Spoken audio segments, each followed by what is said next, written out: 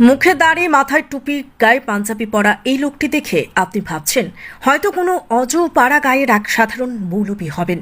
তাহলে আপনি ভুল ভাবছেন।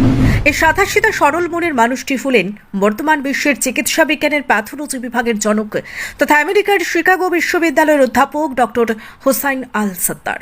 টুপিওয়ালা এই মুসলিম চিকিৎসা বিজ্ঞানী ডক্টর সত্তারের লেখা ফান্ডামেন্টালস অফ প্যাথোলজি নামক বইটি গোটা বিশ্বে চিকিৎসা বিজ্ঞানে একটি নতুন আলোড়ন সৃষ্টি করে চিকিৎসা জগতে বর্তমানে ক্রিয়েটার অফ প্যাথোমা নামে পরিচিত।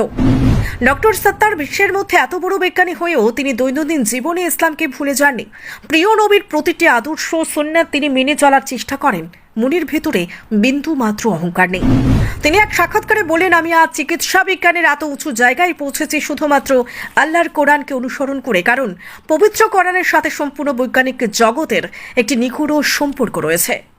হাতে এক টুকরো ফল নিয়ে ইফতারের জন্য অপেক্ষারত এই লোকটার ছবি দেখে অনেকেই হয়তো ভাবছেন কোনো গরিব ক্ষুধার্ত মাদ্রাসায় পড়ুয়া কোনো একজন মোল্লা। কিন্তু না, আপনার ধারণা সম্পূর্ণ ভুল। তিনি মাদ্রাসায় পড়ুয়া কোনো সাধারণ হুজুর নন। তাহলে আপনার মনে এখন নিশ্চয়ই প্রশ্ন জেগেছে, এই ব্যক্তি তাহলে কে, কি তার পরিচয়? এই লোকটির আসল পরিচয় জানলেই চমকে উঠবেন আপনিও। এই নিরহংকার সাদাসিধে সুন্নতি পোশাক পরিহিত ব্যক্তি আর কেউ নন। তিনি হলেন আমেরিকার শিকাগো বিশ্ববিদ্যালয়ের প্যাথোলজি বিভাগের প্রধান প্রফেসর, মেডিকেল স্কলার এবং অসংখ্য পুরস্কার প্রাপ্ত গবেষক ডক্টর মোহাম্মদ হোসাইন আওয়াদ আল সত্তার।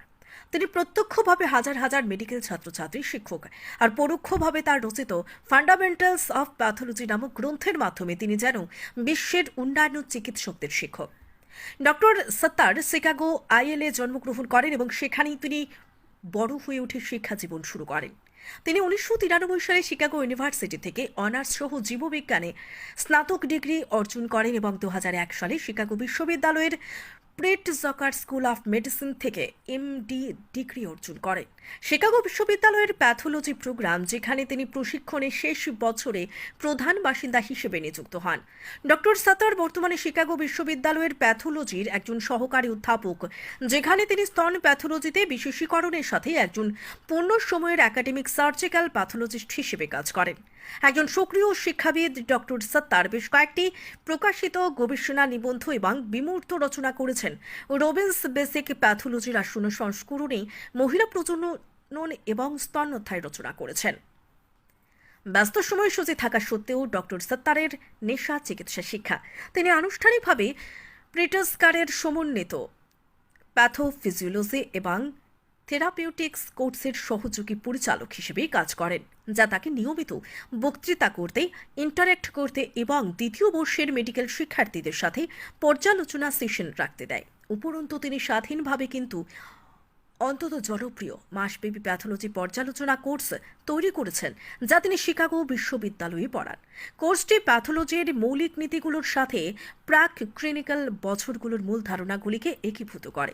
চিকিৎসা শিক্ষার প্রতি তার অঙ্গীকারের প্রমাণ হিসেবে ডক্টর সত্তার প্রায় এক দশক ধরে ইউএসএমএলই বোর্ড পরিচালনা কোর্সগুলি শেখাচ্ছেন এবং বর্তমানে কাপলান মেডিকেলের সবচেয়ে উচ্চ র্যাঙ্ক এবং প্রশিক্ষকদের মধ্যে একজন। দ্বিতীয়ত, ডক্টর সত্তার তার ধর্মনিরপেক্ষ এবং ধর্মীয় জীবনের ভারসাম্য বজায় রাখার ক্ষমতাকে বিশ্বের অন্যতম প্রধান প্যাথোলজিস্ট হিসেবে বোঝাতে হবে। যে একজন অনুশীলনকারী মুসলমানের অর্থ এই নয় যে তাকে দুনিয়া ত্যাগ করে জঙ্গলে, মসজিদে বা কুড়ে ঘুরে গিয়ে বাস করতে হবে। তার যে বিশ্বাস থাকতে হবে তাকে ত্যাগ করে সময় তার ধর্ম পালন করা। এটা দেখে আনন্দিত যে ডক্টর সত্তার কিভাবে ইসলামী বৈজ্ঞানিক অগ্রগতির স্বর্ণযুগ থেকে মুসলিম বুদ্ধিজীবীদের ভাবমূর্তি পুনরুজ্জীবিত করেছেন, যখন গোটা বিশ্বের লোকেরা এমনকি জাগতিক বিজ্ঞান সম্পর্কেও শেখার জন্য ঐতিহ্যবাহী পণ্ডিতের চেনাশোনাতে গিয়ে বসত। সর্বশেষে ডক্টর সত্তারের জীবন গর্বিতভাবে দেখায় যে কিভাবে একজন ব্যক্তির বৈজ্ঞানিক জ্ঞান এবং অনুশীলনে অগ্রসর হওয়ার জন্য তাকে লজ্জাবোধ করার দরকার নেই। আমাদের দেশে কোনো মেডিকেল কলেজে অথবা অন্য কোনো নামধারী ভার্সিটিতে অধ্যয়ন করলে তার যেন অহংকার এবং দাম্ভিকতার সীমা থাকে না। টুপি, পাঞ্জাবি, দাড়ি দেখলেই অনেকে মনে করেন ছেলেটা হয়তো মাদ্রাসায় পড়ুয়া কোনো সাধারণ মোল্লা, অথচ এই মহান ব্যক্তির পোশাকটা কিন্তু আমাদের বিবেচিত মাদ্রাসায় পড়ুয়া সাধারণ মোল্লাদের পোশাকের মতোই। কিন্তু তার মনে যেমন কোনো অহংকার নেই, তেমনি নেই কোনো দাম্ভিকতা। আর এমনই জীবন হওয়া উচিত আমাদের সকলের। অতএব নিজেকে বদলান, নিজের দৃষ্টিভঙ্গি বদলান, দেখবেন দুনিয়াটা বদলে গেছে।